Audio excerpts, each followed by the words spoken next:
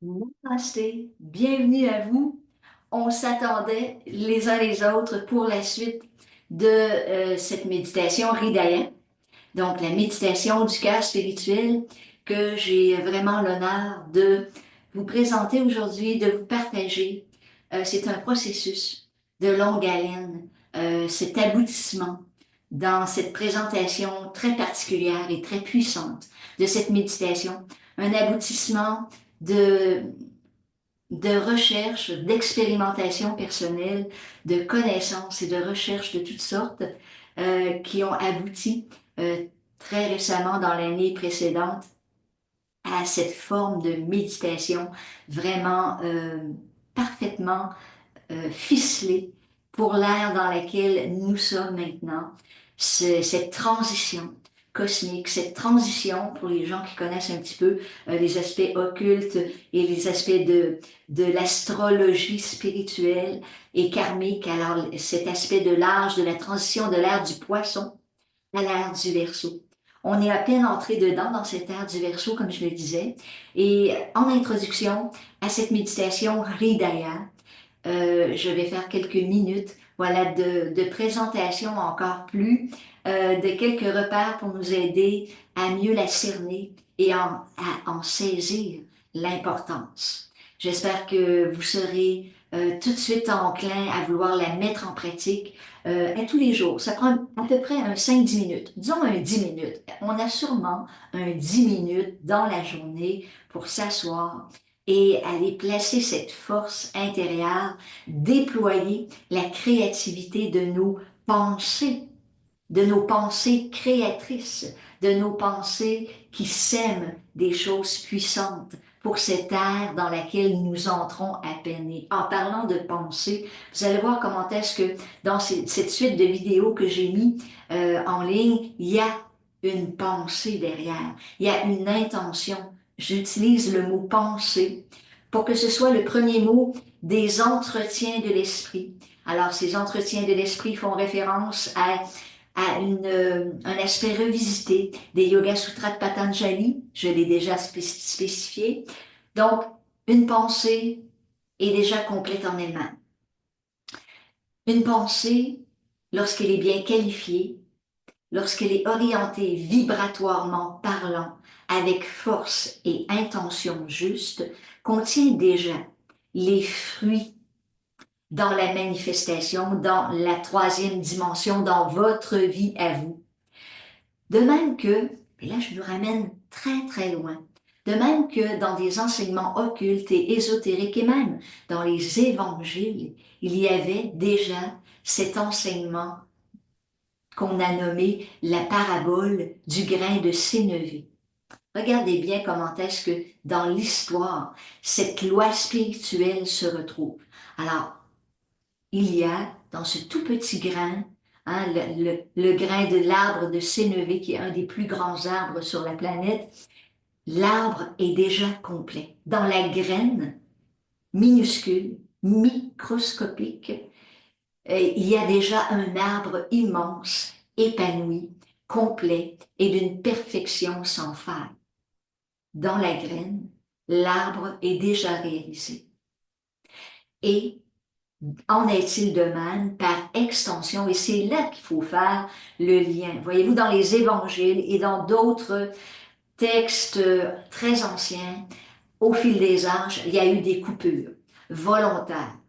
Alors, c'est certain que le Maître Jésus, avec ses disciples proches, élaborait ces lois universelles, mais on ne la retrouve pas dans la parabole du grain de sénévé nécessairement. C'est là qu'il faut aller rechercher l'essence de tout ça.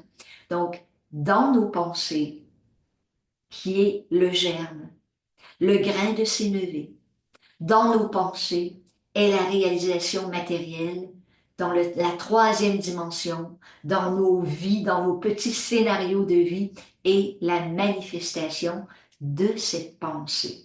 Tout comme dans le grain de sénévé, l'arbre mature est déjà présent. C'est une loi cosmique, c'est une loi universelle. Donc, de cette pensée, nous allons, nous, aujourd'hui, introduire la méditation du cœur spirituel avec l'intention juste d'aller déployer cette force du cœur qui fait ouvrir le chakra du troisième œil et nous amène à avoir la clairvoyance, la clarté pour voir au-delà du monde manifesté dans cette tridimensionnalité. Donc, dans le cœur spirituel, toute la réalité des possibles existe. Dans le cœur spirituel est le portail qui ouvre toutes les autres portes. C'est la clé. Et dans les enseignements occultes les plus anciens, cet enseignement est toujours présent. Que faites-vous, par exemple, quand vous voulez résoudre un problème? Vous allez au cœur de la problématique. Vous cherchez le centre. Le centre, c'est toujours le cœur de la problématique, l'origine qui déverrouille toutes les impasses et résout la problématique en question. Donc, allez dans le cœur. Je vais dans le cœur de ce problème, je vais dans le cœur de la source de ce qui s'est manifesté là.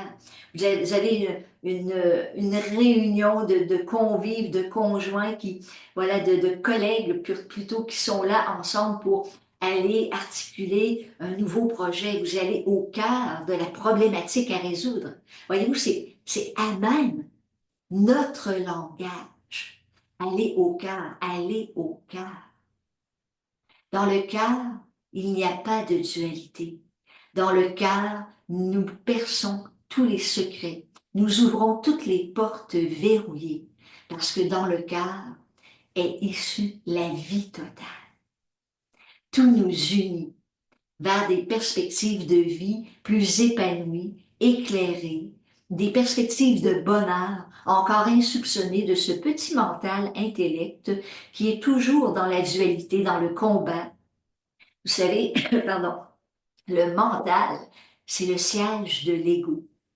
Et ça, vous n'êtes jamais, pardon, vous n'êtes jamais gagnant. On n'est jamais gagnant quand on se bat de façon égotique et vous le savez. Donc, je vous introduis aujourd'hui à notre méditation du cœur spirituel.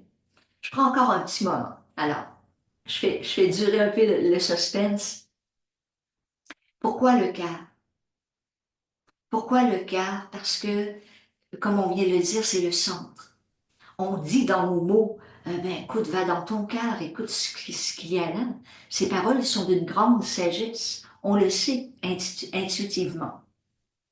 Je vous disais dans le tout premier vidéo de présentation que j'ai fait, euh, qui s'intitulait Ensemble maintenant, je vous ai relaté quelques expériences euh, mystiques d'ordre spirituel qui me sont arrivées.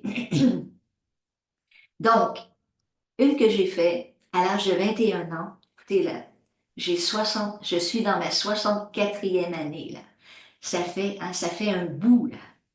J'avais 21 ans et lors d'une méditation, alors que j'étais dans un état, bon, un état un petit peu morose, un peu, pas, pas désespéré, mais un peu morose, on va dire ça, un peu négatif. Mais je voulais trouver la paix et surtout le rayonnement de l'amour. Et j'ai fait cette demande. J'ai demandé que me soit présenté, me soit fait ressentir l'amour divin. Et je méditais. Et tout d'un coup, je suis comme entrée en conscience dans un autre état, comme dans un passage étroit, et je vais le nommer comme ça parce que ce mot va revenir souvent.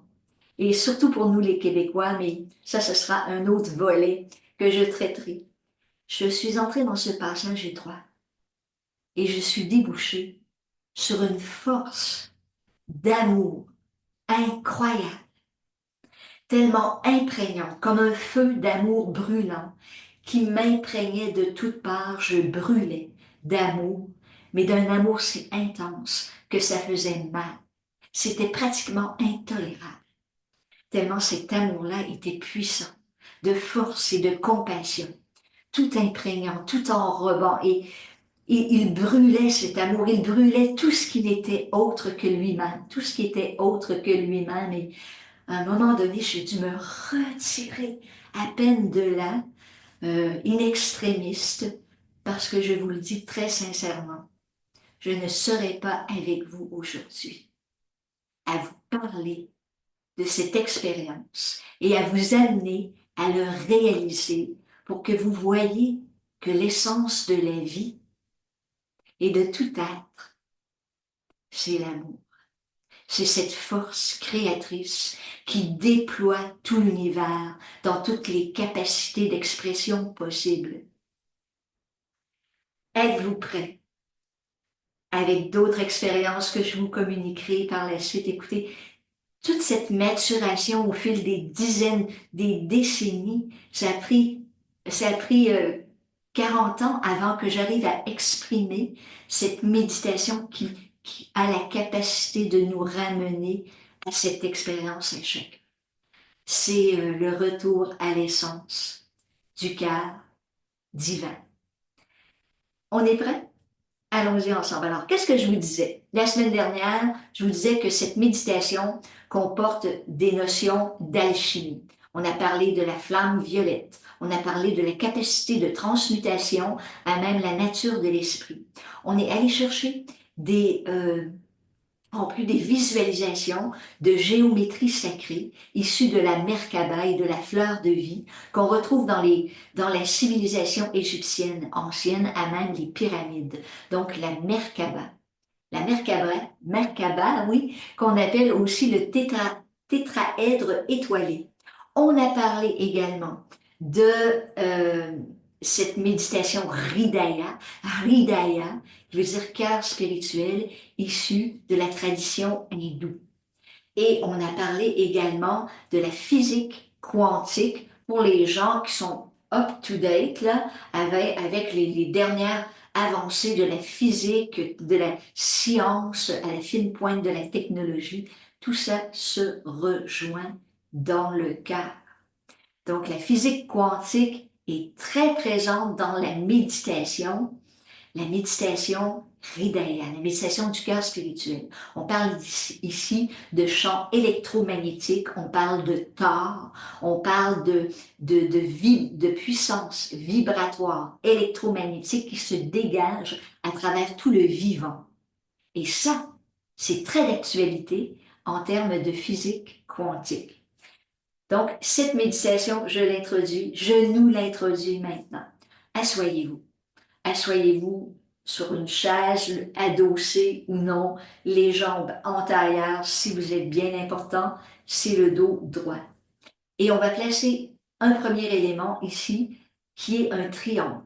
Alors, je fais appel ici à la géométrie sacrée, à ces figures que Platon nous a enseignées. Voilà les figures géométriques platoniciennes. Donc, je vous montre un petit croquis que j'ai dessiné très simplement à la main. Je vais vous avouer que je ne suis pas très techno à ma façon. Mais regardez bien ici. Là, vous voyez quelqu'un qui est assis au centre d'un tétraèdre. Donc, un triangle à trois pointes. Vous le visualisez en trois dimensions. Et le personnage, qui n'est autre que vous-même, est assis en son centre. Voyez-vous? Alors ça, c'est une première visualisation que vous pouvez déjà placer. Regardez là au centre du sommet de cet individu là dessiné, il y a un genre de tube hein, qui part du chakra coronal et descend jusqu'à la base. Alors ce tétraèdre, il est en trois dimensions. Vous le visualisez ainsi. Et en plus, je ne l'ai pas coloré, mais il est violet. Hein? Il est violet pour activer déjà cette qualité de flamme violette. Attendez, avant de commencer, je vous présente tout de suite l'autre. On va faire évoluer déjà notre méditation comme ceci. Regardez bien. Là, il y a un petit changement. Vous voyez, le personnage est toujours assis au centre, mais le triangle du bas a descendu pour que la pointe arrive au centre du cœur et en haut, il y a un autre triangle, un autre tétraèdre qui pointe vers le bas et qui arrive au niveau du cœur. Donc la pointe des deux tétraèdres se touche. Et tout ça, vous le visualisez violet et c'est vous qui êtes au centre ici. Voilà, là où la pointe des deux triangles se touche. Ça va? Je vous invite à débuter maintenant avec moi la méditation. Fermez les yeux. Il y a en plus une respiration particulière, pas très compliquée. Donc, si vous voulez garder les yeux fermés ou les réouvrir pour recevoir cette explication sur la technique de respiration, c'est à votre choix. On inspire par le nez, puis on vient mener le souffle. Alors, d'abord ici, au niveau de la glande pinéale, au niveau du troisième œil, puis au niveau du chakra coronal, juste au-dessus. Et là, on retient le souffle 3 à 4 secondes. Alors, j'inspire. J'amène le souffle ici, au niveau du chakra coronal. Je retiens 3 à 4 secondes. Et là, quand j'expire, eh bien, il y a le Om. Il y a le Om que je mentionne. Excusez-moi, on a un petit problème ici. Euh, voilà, petit problème technique. Donc, on y va avec la rétention de souffle ici. Et là, à l'expire, vous commencez à émettre le Om.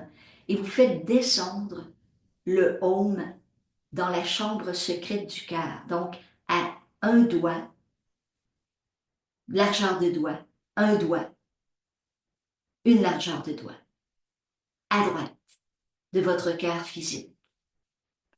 Donc, inspire, retiens le souffle 3 à 4 secondes là, au niveau du chakra coronal, émets intérieurement le Om où je fais descendre celui-ci dans la chambre secrète du cœur. D'accord? On reprend ensemble. Fermez les yeux maintenant et suivez simplement les instructions. Suivez la guidance dans la méditation.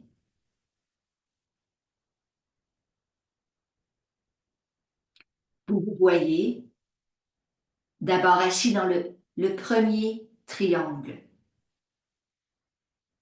Et il est assez large, ce triangle. Il recouvre toute votre forme. Vous êtes assis au centre. Et là, pour l'instant, la pointe est au-dessus de votre tête. Tout est violet et vous êtes assis au centre de ce triangle. Il y a une lueur violette, une belle couleur violette qui émane de tout ce triangle et déjà imbibe toute votre forme. Deuxième étape, faites descendre le triangle du bas pour que la pointe arrive au centre du cœur et placez le tétraèdre du haut inversé, là où la pointe descend, au centre du cœur, là où les deux pointes se touchent. Vous, vous êtes au centre, bien sûr, et tout est violet. Le triangle du haut, comme le triangle du bas, est tout imbibé de flammes violettes. Il y a en son centre un grand tube, un tube blanc qui part du haut du tétraèdre et du haut, oui, et descend par le chakra coronal, descend tout le long de votre forme jusqu'à la base, jusqu'en bas. Maintenant, commencez la respiration. Inspirez, amenez le souffle dans le chakra coronal, retenez 3 à 4 secondes la respiration. Expirez et venez porter le Om dans la chambre secrète du cœur, un peu à droite de votre cœur physique. Et faites cela encore plusieurs fois. Inspirez, amenez le souffle dans le chakra coronal, vous retenez quelques secondes.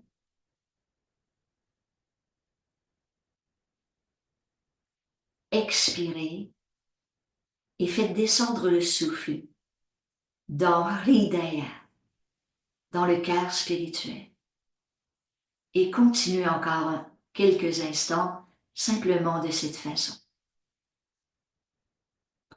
Vous êtes toujours dans les deux tétraèdres dont les pointes se touchent au niveau de votre cœur et tout est violet.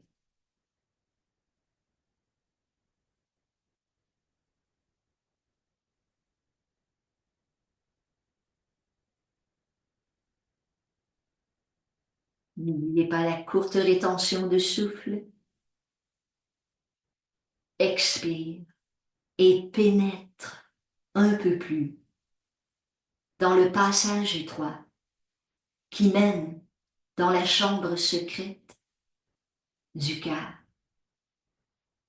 là où la source de l'amour infini réside en tout être, et commencez à sentir pulser ce rayonnement de compassion, de bienveillance qui se diffuse d'abord en vous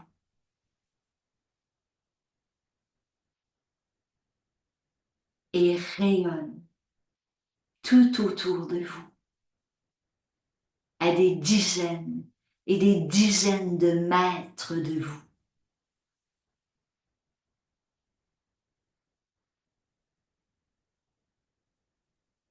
Vous baignez toujours dans ce feu violet qui nettoie, transmute tous les obstacles à la pénétration plus avant dans Hridaya,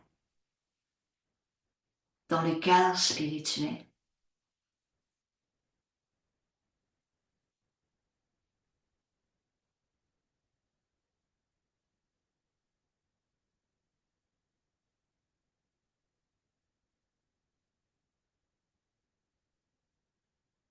Et tout ce qui est de la qualité, de la bonté, de la bienveillance, de la compréhension qui vient du cœur, où tout est saisi, compris dans son essence.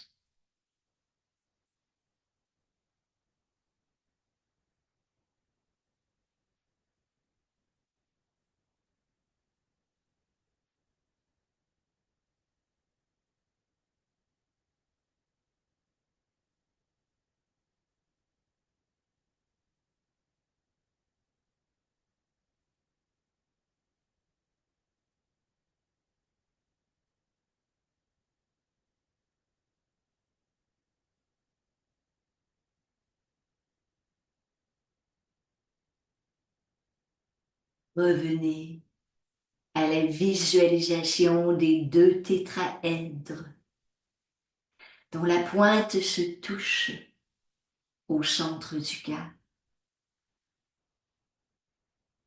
de la couleur violette qui imprègne tous ces tétraèdres et bien sûr votre propre forme. Et simplement déjà compléter cette méditation du cœur spirituel. Prenez une longue, lente respiration yogique.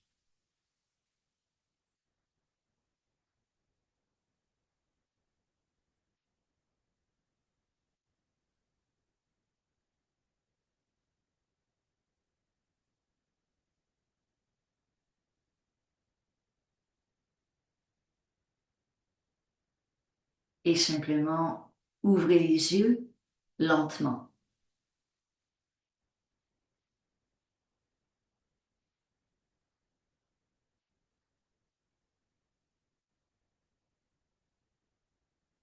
Voilà. simple, mais puissante. Puissante parce que vraie. Je vous invite vraiment à pratiquer cette méditation au quotidien ou le plus souvent possible. Ne prenez que la partie de la méditation, que vous la fassiez avec cette vidéo ou par vous-même. Alors, c'est important de le faire tout simplement.